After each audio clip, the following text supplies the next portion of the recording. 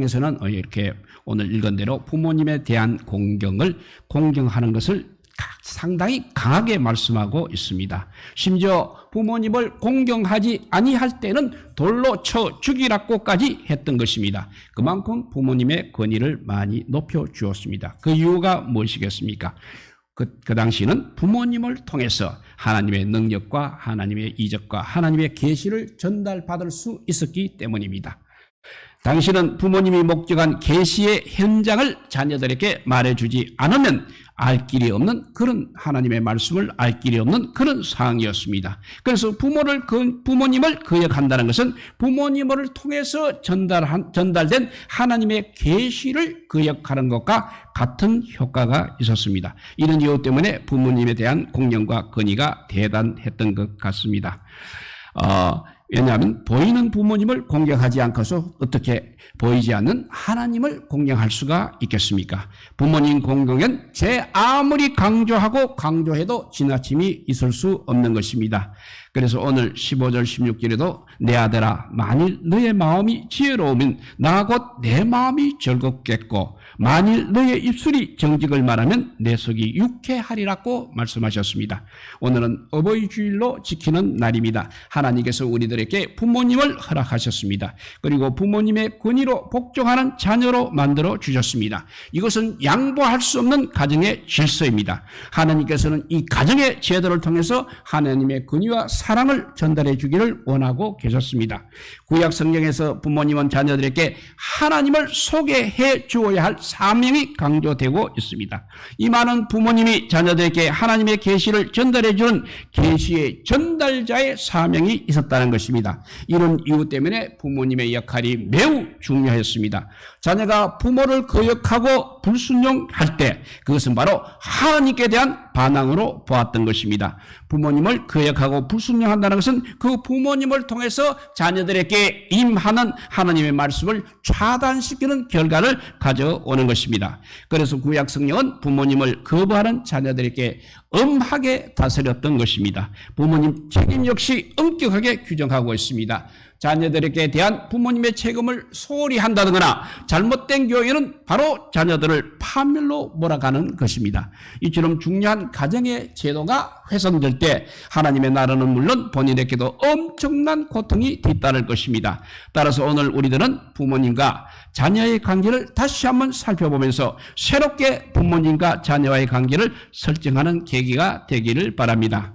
그러면 부모님을 기쁘게 하는 자녀는 어떤 자입니까? 부모님을 즐겁게 하는 자녀들이 있습니다. 그러나 반대로 부모님에게 짐이 되고 부모님의 한숨을 쉬게 하는 자녀들이 많이 있습니다. 우리들은 부모님을 어떻게 해드려야 하겠습니까? 오늘 말씀대로 즐겁게 해드려야 합니다. 물론 부모님에게 즐겁게 해드릴 때 주 안에서 즐겁게 해드려야 한다는 원칙으로 해야 합니다.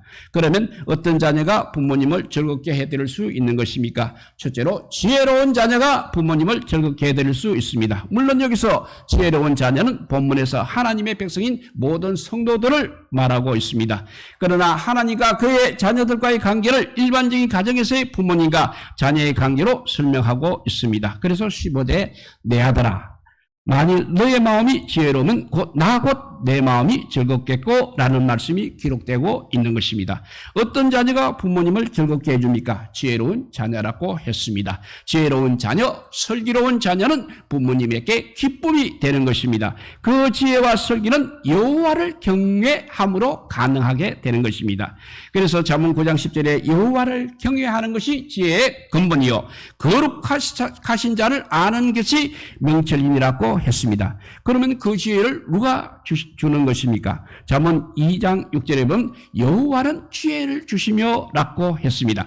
여호와 하나님께서 지혜를 주셔서 하나님을 경외하도록 하십니다. 그래서 그 지혜를 구하라고 했던 것입니다. 그러나 잠언 14장 6절에는 거만한 자는 지혜를 구하여도 얻지 못하거니와 라고 했습니다.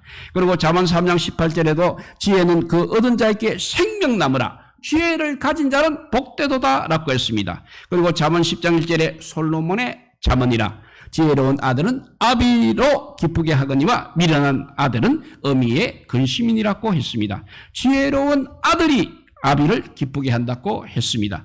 우리들은 과연 이런 지혜를 가지고 부모님을 기쁘게 하고 있습니까? 잠언 1장 5절 말씀입니다. 지혜 있는 자는 듣고 학식이 더할 것이요 라고 했습니다. 결국 지혜는 지혜로 충만한 지식이 바로 무슨 일을 해도 탁월하게 되는 것입니다. 이것이 바로 하나님께서 주신 지혜이기 때문에 그렇습니다. 이렇게 지혜로운 자녀가 부모를 기쁘게 해드릴 수 있다고 했습니다.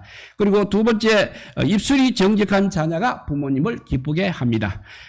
16절에 보면 만일 너의 입술이 정직을 말하면 내 속이 유쾌하리라고 했습니다. 유쾌하리라는 말은 흐뭇하리라는 말이 되겠습니다. 부모님을 어떤 자녀가 흐뭇하게 하고 있습니까? 그것은 바로 정직한 자녀입니다. 물론 부모님에게 좋은 선물을 드리는 것도 부모님을 흐뭇하게 할 수는 있습니다. 또한 용돈을 많이 드리는 것도 부모님을 흐뭇하게 할 수 있습니다. 그러나 그런 용돈과 많은 선물을 드려도 자식이 항상 죄만 짓고 입술로 거짓말을 하면서 부모님께 좋은 선물을 드린다면 그것을 과연 흐뭇하게 생각할 수 있겠습니까?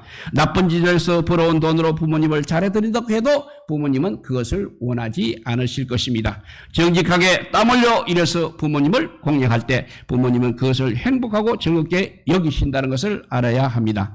우리 부모님들은 이런 말을 종용하십니다. 선물은 사오지 못해도 좋으니 너희들이나 열심히 살아라는 말씀을 종용하시는 것을 보게 됩니다. 그렇습니다. 부모님들께서 우리 자녀들에게 바라는 것이 무엇이겠습니까? 우리가 부모님의 마음을 이해해야 하는 것입니다. 우리 자녀들이 어떤 모습으로 살아갈 때 부모님께서 기뻐하시고 즐거워하시는지를 우리는 알아야 하겠습니다. 잠언 23장 24절 말씀입니다. 의인의 아비는 크게 즐거워할 것이요 지혜로운 자식을 낳은 자는 그를 인하여 즐거워할 것이라고 했습니다. 우리들은 과연 의인입니까? 즉 바르게 살아가고 있는 것입니까? 말씀하셔서 정도의 길을 걸어가고 있습니까? 바르게 살아가는 자녀를 두거나 지혜로운 자녀를 둔 부모는 항상 즐거워하고 기뻐하실 것입니다. 이런 기쁨과 즐거움을 드리시기 바랍니다. 이렇게 부모를 기쁘게 하는 자녀, 첫째는 지혜로운 자녀, 그 다음에 입술이 정직한 자녀가 부모님을 기쁘게 한다고 했습니다. 세 번째는 이렇게 부모님을 기쁘게 해드리는 것은 우리 자녀들의 책임입니다. 25절에 너의 부모를 즐겁게 하며 너를 낳은 어미를 기쁘게 하라고 했습니다. 이것은 자녀된 자들이 당연히 감당해야 할 책임이며 또 의무입니다. 그래서 우리는 조건을 붙일 수 없는 것입니다.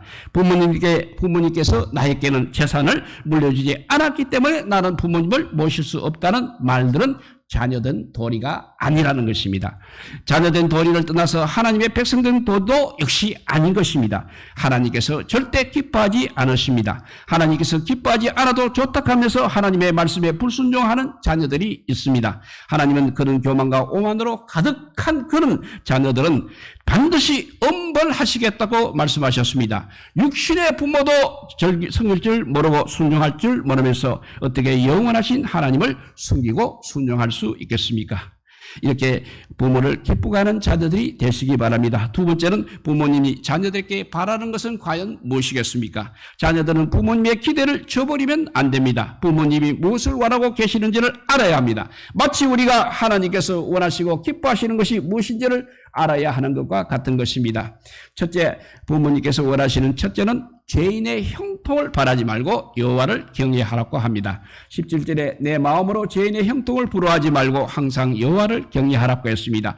자녀들이 부모님들에게 불평하는 것 중에 이런 것이 있습니다. 아무개는 부모님을 잘 만나 행복하게 살고 있는데 나는 부모님을 잘못 만나 이런 고생을 한다는 말을 할 때가 있을 것입니다. 왜 다른 사람과 비교를 하고 있는 것입니까? 그나마 부모님께서 우리들을 보호해 주시지 않고 부모로서 책임을 이행하지 않고 우리들을 가령 버렸다고 하면 가정해 보십시다.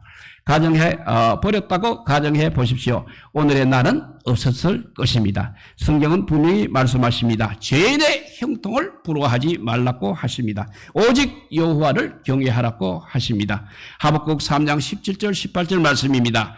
비록 무화과나무가 무성치 못하며 포도나무에 열매가 없으며 감람나무에 소출이 없으며 밭에 식물이 없으며 우리의 양이 없으며 외양간에 소가 없을지라도 나는 여호와를 인하여 즐거워하며 나의 구원의 하나님을 인하여 기뻐하리로다 라고 했습니다. 얼마나 감격적인 말씀입니까? 얼마나 기쁨과 감사로 충만한 삶입니까? 여호와로 인하여 감사하며 즐겁게 사는 생활을 우리 부모님께서는 원하고 계시는 것입니다. 이렇게 부모님이 원하는 것은 죄인의 형통을 바라지 않고 여호와를 경외하는 것이라 했습니다. 두 번째는 희망을 바라보고 열심히 살라고 하십니다. 18절에 정령이 너의 장래가 있겠고 너의 소망이 끊어지지 아니하리라고 하셨습니다. 부정한 재물, 죄인의 형통을 바라지 말고 열심히 여호와를 믿는 신앙으로 살라고 합니다. 그리하면 반드시 희망이 있을 것이라고 말씀하십니다. 우리들에게 절대로 소망이 끊어지지 않을 것입니다. 우리들에게 반드시 희망이 있고 소망이 있는 것입니다. 꿈이 있고 비전이 있습니다. 왜 좌절하고 낙심하는 것입니까? 우리에게 가장 어울리지 않는 단어는 낙심과 실패와 절망일 것입니다. 그러나 우리에게 가장 어울리는 단어는 희망과 소망과 꿈과 비전이 되어야 하겠습니다. 이렇게 부모님이 바라는 것은 첫째, 죄인의 형통을 바라지 않고 여호와를 경외하라고 했고 희망을 바라보고 열심히 살라고 했습니다. 세 번째는 친구를 잘 사귀어야 합니다. 20절에 보니까 술을 즐겨 하는 자와 고기를 탐하는 자로 더불어 사귀지 말라고 했습니다. 술 친구와 사귀지 말라고 합니다. 또한 고기를 탐하는 자와 사귀지 말라고 했습니다. 여기 고기를 탐하는 자는 것은 오로지 먹는 것이 인생의 목적인 그런 사람을 말하고 있습니다. 본능의 욕구를 채우기 위해서 먹는 일에 신들린 사람입니다. 이런 자들을 조심하라고 합니다. 세상과 더불어 향락을 일삼고 있는 자들과는 항상 일정한 거리를 두어야 하는 것입니다. 왜냐하면 우리들은 세상 친구와 절대 화합할 수 없기 때문입니다.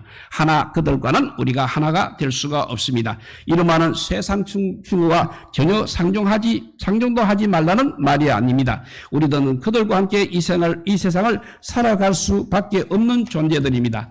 그들의 생활 태도와 자세와 인생의 목적, 그것을 본받지 말라는 말입니다.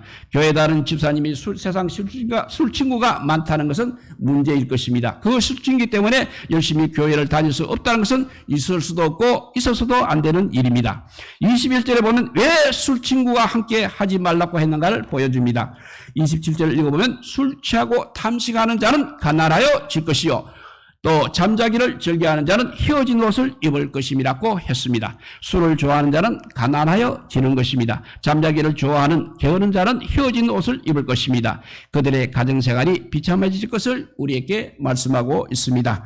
이렇게 부모가 자녀들에게 바라는 것, 첫째, 죄인의 형통을 바라지 말고 여호와를 경외해라 하라고 했고, 두 번째는 희망을 바라보고 열심히 살라고 했습니다. 세 번째는 친구를 잘 사귀라고 했습니다. 네 번째는 낳아준 부모님과 늙은 부모님을 우습게 여기지 말아야 합니다. 22절에 너 낳은 아비에게 청종하고 너의 늙은 어미를 경외하지 말지니라고 했습니다. 이 말씀은 우리들이 분명히 명심해야 하겠습니다. 이제 부모님의 나이가 많다고 해서 아무렇게나 말하고 있습니다. 마치 자신이 이제 주인인 것처럼 늙으신 부모님을 호통치기도 합니다. 부모님이 어떻게 해서 우리들을 키웠습니까? 그것을 망각해서는 안 됩니다. 무시하고 말씀을 듣지 않아서도 안 됩니다. 이런 잘못된 습관이 있는 자녀들은 반드시 고치시기를 바랍니다. 이제 말씀을 정리해 봅니다. 우리들에게 육신의 부모님을 허락해 주셨습니다.